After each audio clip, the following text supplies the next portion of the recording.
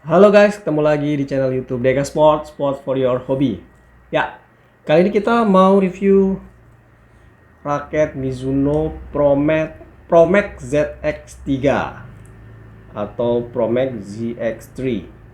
Ya, eh raket ini sudah saya bahas detail tampilannya dan spesifikasinya di video unboxing. Di video unboxing saya sangat impress, sangat terkejut dengan tampilannya yang keren banget, terutama kombinasi warnanya hitam dan emas dan kelihatan banget keren. Tapi seperti apa saat dipakai di lapangan, apakah keren juga, apakah biasa aja ataukah malah kurang? Nah, simak videonya sampai selesai ya.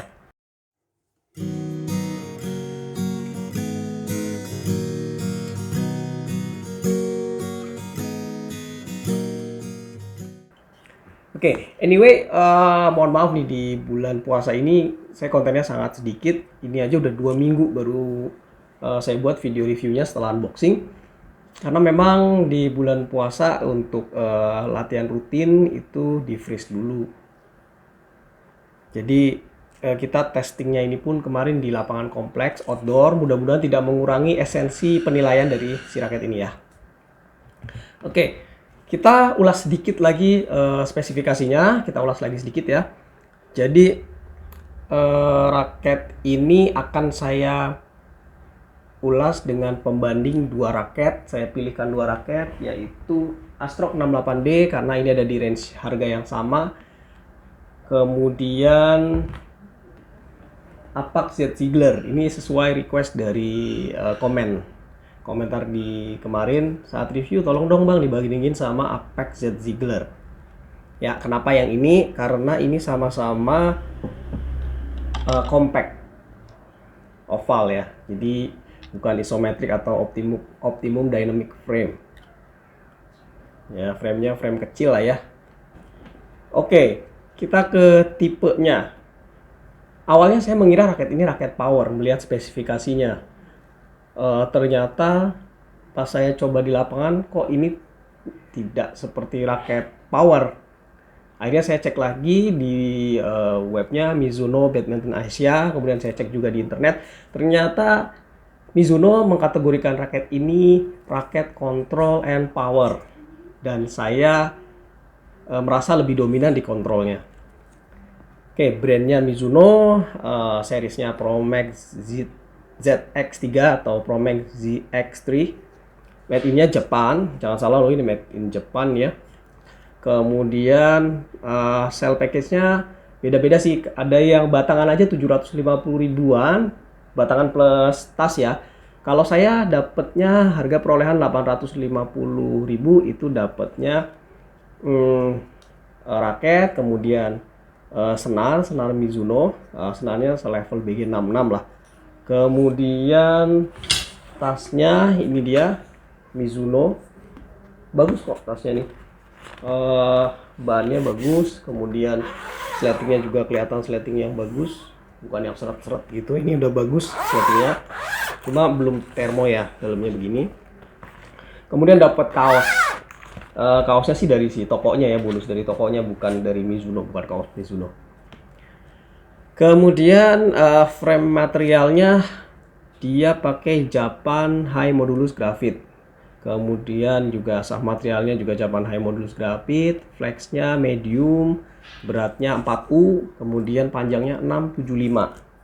Kalau panjangnya ini tipe long, bisa kita ukur di sini sama lah ya, sama dengan Apex Z Ziegler yang tipe long, kemudian dengan Astrock Yonex Astrock 68D juga kurang lebih sama ya, selisih 1-2 mili lah. Ini sedikit lebih panjang. Oke, kemudian balance-nya head heavy. Dia ngomongnya head heavy. Tapi berapa milimeternya nggak disebutkan sih. Dan saya juga agak susah ngukurnya karena pas saya beli sudah terpasang senar. Jadi bukan kosongan. Padahal kalau ngukur head heavy itu balance point harusnya saat semua kosongan. Kemudian maximum tensionnya 33 pounds, grommetnya 76. Sedikit kita bandingkan dengan Astrock 68D ya. Ini sih kalau dari frame-nya jelas lebih besar yang Astrok 68D karena dia isometrik. Nah ya, lebih terutama di bagian bawahnya nih. Kalau ujungnya kita samain, bagian bawahnya itu si Yonex jadi lebih banyak, lebih lebar di bagian bawah. Oke, terus panjangnya sama. Shaft-nya sih dia lebih ke ultra slim shaft ya. Jadi samanya sama Apax Z Ziegler, dia lebih kecil 6,4 mili.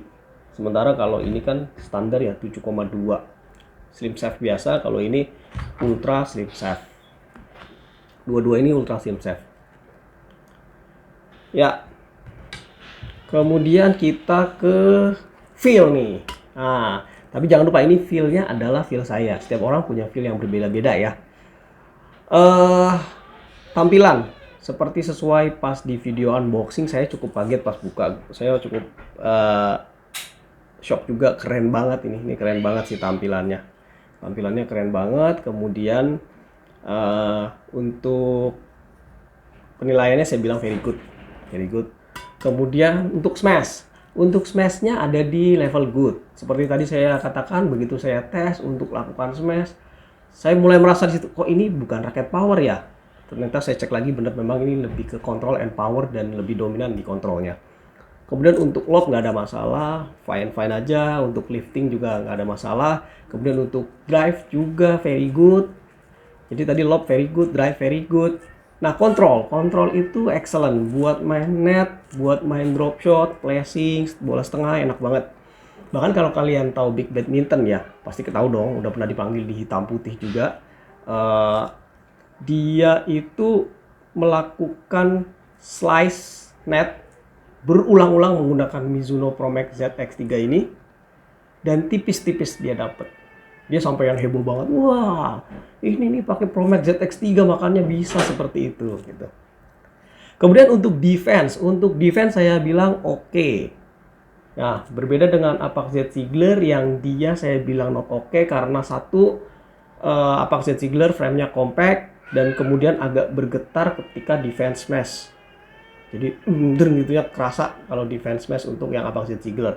Sementara kalau yang Mizuno Pro Max ZX3 mungkin karena frame-nya agak kecil aja, jadi kalau refleks kita nggak terlalu cepet banget, kenanya di pinggir-pinggir, nggak di sweet spot, akhirnya defense-nya kurang maksimal. Jadi pukulan yang optimal itu adalah ketika kena di sweet spot ya. Nah, raket isometrik itu sweet spot-nya lebih luas dibanding raket yang compact dengan frame compact. Jadi untuk defense karena ini lebih lebar ya lebih enak aja gitu. Kalau teman-teman udah terbiasa pakai isometric atau dynamic optimum frame dan belum bisa konsisten kena di sweet spot, itu sih tidak terlalu nyaman pakai raket ini, terutama untuk pemula-pemula yang belum bisa konsisten. Oke, selain saya juga minta partner saya Pak Asep ya, Asep Misbah, untuk testing di lapangan. Ini dia komentarnya. Gimana Pak Asep Mizuno Pro Max ZX3? Tadi udah tes lapangan. Kalau menurut saya sih, kalau dari segi tampilan oke, udah boltnya mengkilat, kemudian belakangnya juga oke. Terus menurut saya untuk kontrol sih oke sih. Kalau untuk smash gimana tuh? Untuk smash mungkin karena masih areanya outdoor, mungkin nanti kita coba di indoor. Iya ya, banyak pengaruh angin ya. Kurang presisi. Ya. Okay. Kalau untuk drive defense gimana? Kalau untuk drive sih oke sih. Untuk soalnya ini head heavy sih. Flexnya juga medium, terus balance juga head heavy. Terus prosesnya oke sih. Dari segi kontrol, balance juga oke. Oke, tinggal smashnya aja nih harus dites di indoor kali ya, biar lebih akurat. Oke, thank you Pak Sep. Oke, sip. Kita ke kesimpulan. Jadi kesimpulan raket ini adalah raket kelas medium ya, harga 800-an.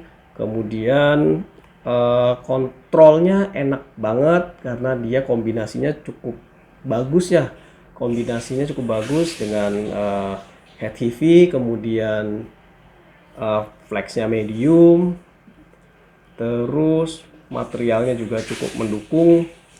Jadi memang enak banget buat kontrol, tapi untuk smash tadi ya kurang terlalu isi. Powernya biasa aja, kemudian sudut ketajamannya juga biasa aja. Nah, raket ini juga maksimum tensionnya 33 pounds. Jadi buat kalian pemain kontrol yang benar-benar ngandelin kontrol dan suka banget dengan raket tarikan tinggi, aman nih. Bisa kamu tarik 33. Ya umumnya sih orang pakai di level kalau udah intermediate ya atau advance itu 28 sampai 32. Seperti Agrippina itu di 31 32. Kemudian namanya Aroncia juga 32.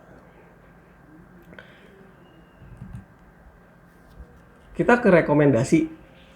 Ya, ini raket strongly recommended buat kalian pemain kontrol dengan budget raket di level medium ya 800 ribuan. Ini enak banget.